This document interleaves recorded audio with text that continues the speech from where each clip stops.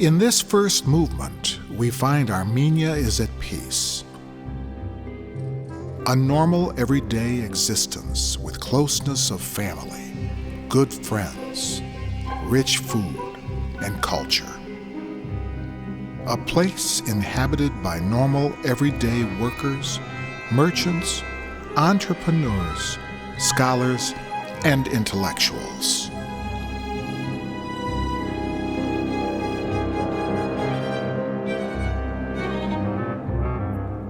The music is reminiscent of Middle Eastern rhythms, colors, and melodies, evoking images of people in friendly conversation. A general naive contentment, uninhibited by any thought of evil intrusion.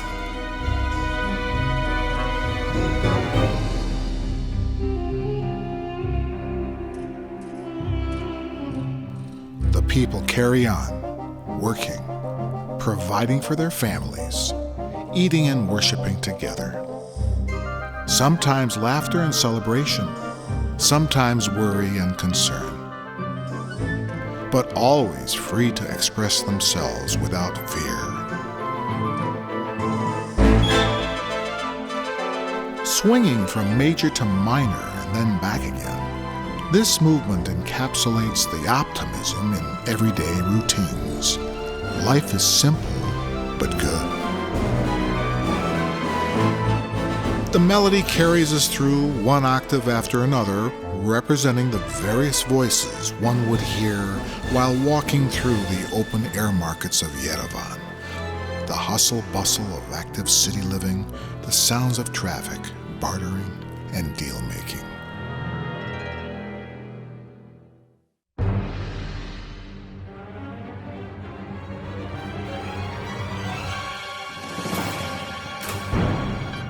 There's danger in the distance.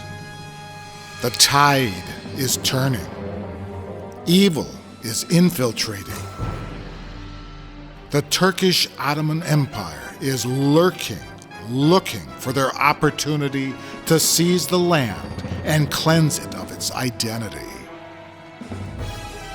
Ominous tones represent the looming danger carried by the strings, bowed cymbals, and rumbling percussion. A single violin saws back and forth as the tension and the speed swell into a frenzy.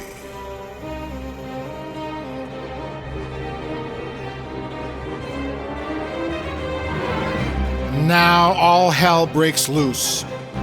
Evil emerges from the darkness to bring violence and destruction upon the innocent. We hear the galloping of Ottoman horsemen dispersing through the towns, rounding up unsuspecting civilians.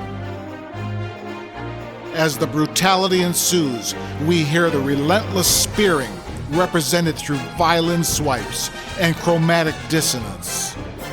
The chaos continues to grow.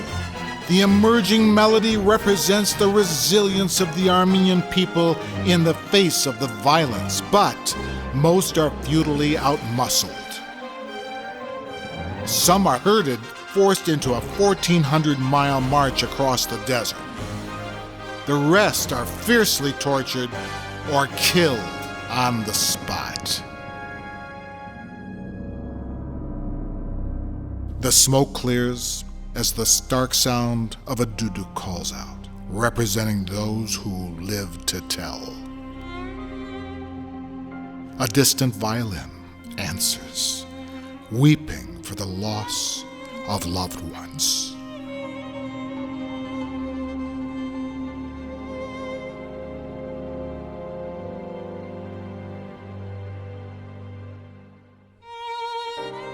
The final section leads the listener into a traditional Armenian hymn, Miain Surp, Miain Der, or One is Holy, One is Lord.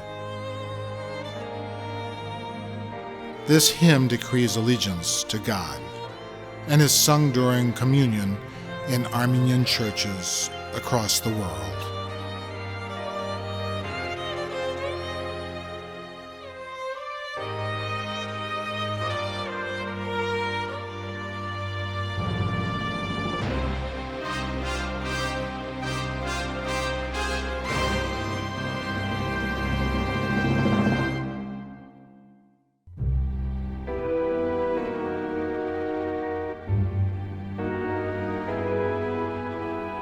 As the fires dwindle, we see bodies strewn across the land. Those still alive are left with the question, why? A melody emerges representing the people's emptiness and their grief. What had they done to deserve such a horrific tragedy? How could an all-knowing and all-loving God let such terrible things happen?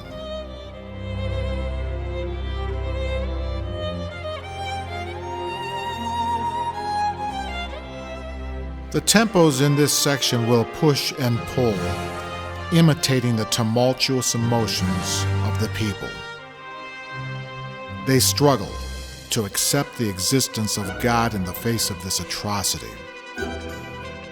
The rhythm picks up with the trumpets, representing the intensity of the internal conflict, to believe or not to believe. The nation to first accept Christianity in 301 AD is left in a sea of incredulity.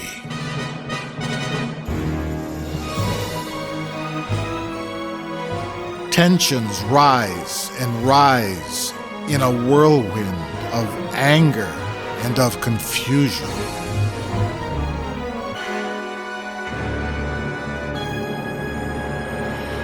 Eventually, the music changes keys, moving up a half step, suggesting a revelation of wonderment and of hope. But the questions persist. Was this all predestined, part of a master plan? What, if anything, is truly in our control? Are we just a speck of dust on a blue marble hurling through space, gone within the blink of an eye? How do you maintain your faith and put your utmost trust in something invisible? Or do you only believe in the things you can see? We flash back to the theme from Movement 1, reminding us of better times, the way things were. But the past has come and has gone. The movement concludes with the sounding of church bells, a memorial for the fallen, and a call to prayer for the grieving.